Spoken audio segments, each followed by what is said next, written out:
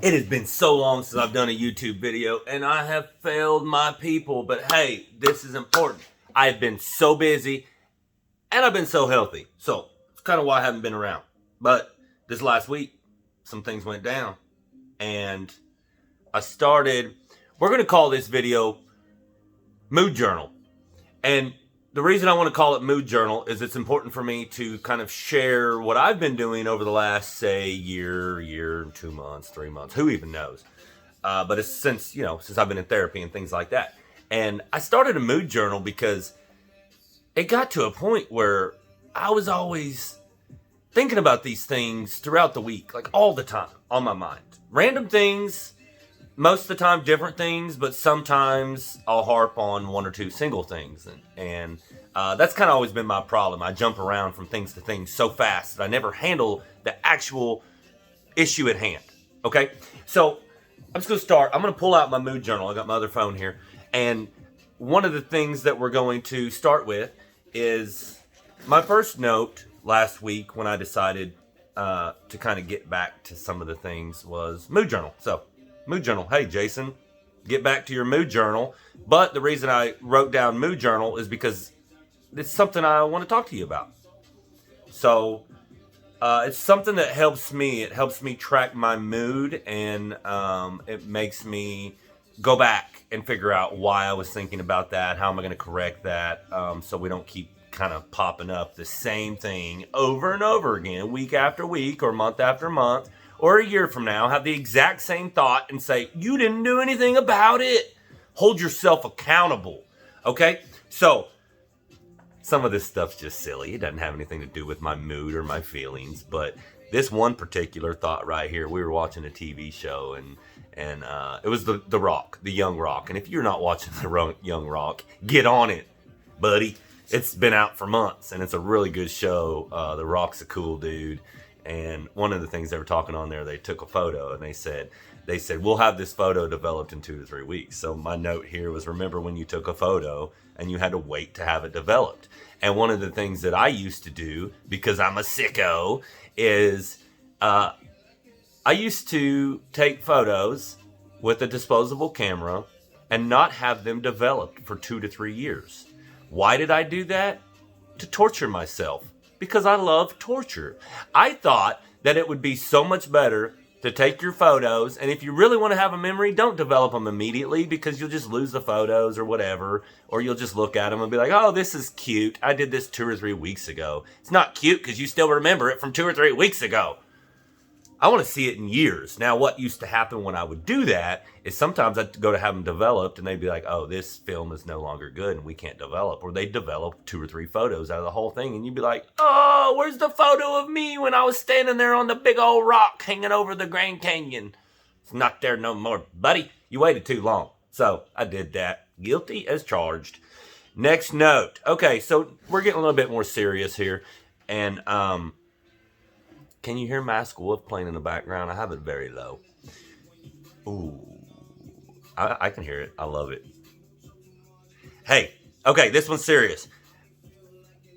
And forgive me because sometimes I jot these down really quickly and I don't really, my grammar and stuff's off. We'll discuss it. So this one here is the mania and hyper-focus on work. And what it does to me, it brings a specific amount of calm and it artistic and playful side, and the videos help me do that. And a lot of people attack me in a time where they are feeling like I'm manic. And, what's got to be understood is I love this. I love to just go.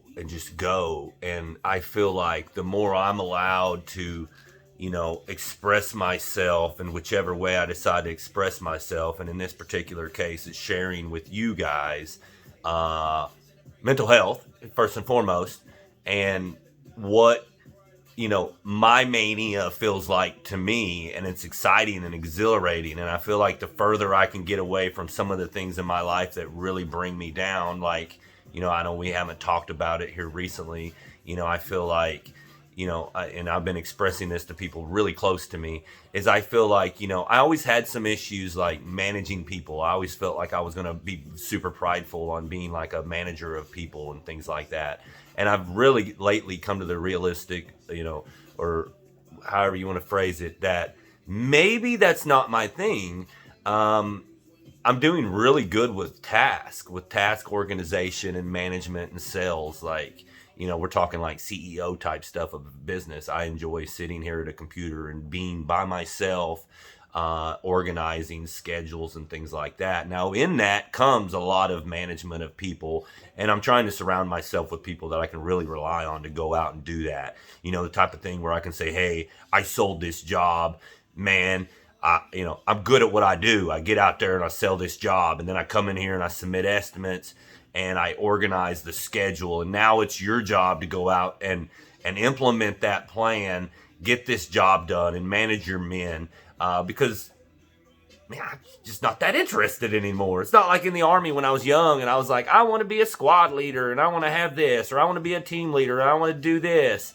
Well, even back then it got to a point where when you're a staff sergeant and you've got a squad, and a lot of times they're just taking you away from your squad to go run other tasks and things like that. And it really even then got to a point where I was like, man, I kind of like sitting in here with the officers and planning jobs and stuff more than I like having to go out there and hang out with them knuckleheads out there. They're just going to give me a hard time all day. Why do I feel that way? Because people suck. People suck when you say go out and do this, and they want to, I want to go do this.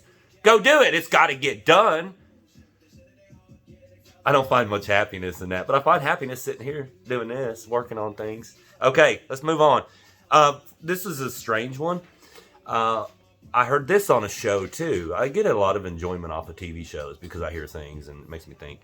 And this is weird, and I'm going to try to explain this best I can. I can't even do it. It was, if it's broke, don't fix it. If it ain't broke, don't fix it. Okay, everybody knows the term, if it ain't broke, don't fix it, right? That's common. If something's not broke, don't try to fix it. But I also have the philosophy, if it's broke, don't fix it. I have to work on that. I have to work on why am I so internalized that if someone else breaks something, that I refuse to go fix it? Because I feel, for me, I feel like that person's going to keep on breaking the same thing. And it's like, how many times do I have to fix this before it gets broke again?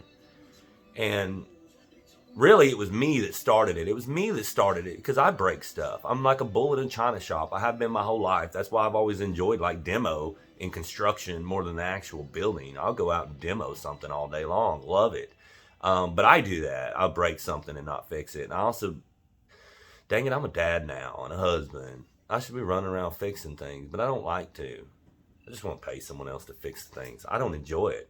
I'm just not that. I don't have that machismo that other guys have. That's why people pay me to come out and find the people to go fix the things. There's business professionals in life, real men that are like, I work for a living. Why would I mow my own yard or build my own fence? Those fellers out there that just are like, I can do it all myself. That's bad for the economy. There's working professionals that get paid to come fix your stuff. Why don't you care about your economy and spread it around? Worry about sitting at a desk doing your work, okay? Whatever this meant, I don't know what it meant. But that's why we keep a mood journal. If you have trouble keeping track of your mood, start a mood journal. It'll help you out. Okay. This one here, this is the main reason for keeping the mood journal. Why has my mind been racing all week? Why have I been having racing thoughts and not been able to focus on what I need to focus on? We'll keep the journal. We'll figure that out. That's why we're doing it. If you're not keeping it, if you have any of these same problems that I've been talking about on this video, if you ever wonder why your mind is sitting there racing, whatever time of day it is, or if it's all day long, we'll keep a mood journal. Go find a therapist, talk to your therapist to figure out why you're doing this. I'm telling you, it will help you relieve whatever, some of that stress. I can't talk, I'm from Oklahoma. Okay, this is important, and this is one of the key factors. On this one, it says, this morning I'm thinking about how My antisocial behaviors affects my ability to set boundaries, how I give up under confrontation because I do not like drama. The constant fight to fight for what you believe in and your morals. Been a problem for a long time. Remember, I gotta look at it again. It hurts. It hurts. I'm antisocial as all get out. I don't want to be out there. I don't want to be out there. I feel like if you're going to be around people, you have more of a risk of being around that drama, and that drama hurts you. You just want to be left alone. You've got so many important things you got to do. You got to be a husband. You got to be a father. You got to be a businessman. And it's like you just constantly get these other people coming at you. What people don't understand, when you're a business owner, you have 100 different customers coming at you at all the time, all day long, every single day, 7 days a week. And that I like to handle. That's the task organization. That is, how do I make this person happy? I want this person to be happy. But any other time, it's like, man, I've got all these important things to do. Why do little things have to create drama? And the more you surround yourself with people, the more friends you have, the more time you spend around family, it always feels like they're trying to drag you down with their problems. I have problems. Watch my video. Maybe my video can help you with your problems so you don't have to bring your problems to me. I'm skipping over this one. I'll try to save this for another video. But I think this is the last one right here. Very important. Saw it on a show. Awesome. This is deep. The problem with fear is the value placed on its proximity.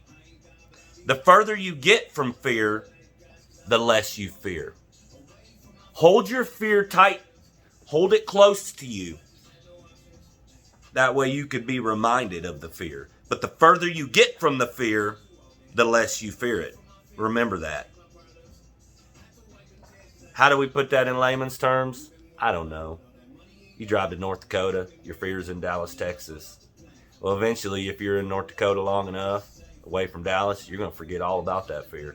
But the second you come back to Dallas, that same fear is going to be there. I've ran from fear my whole life. It never worked. That's why we're buckling down right here in Garland, Texas, and we're going to confront it. We're going to keep a mood journal. We're going to work on our fears, and we're going to tackle our fears every day. We're going to set boundaries against it, and we're going to rock it. We're going to live, and we're going to feel good. This was a long video, and it wasn't meant to be, but I hadn't brought you one in a while. I hope you sit down and watch this, because this was awesome. I hope we can follow up on this mood journal, and I hope I can keep on coming back. Like this video, share it with your friends. This is good.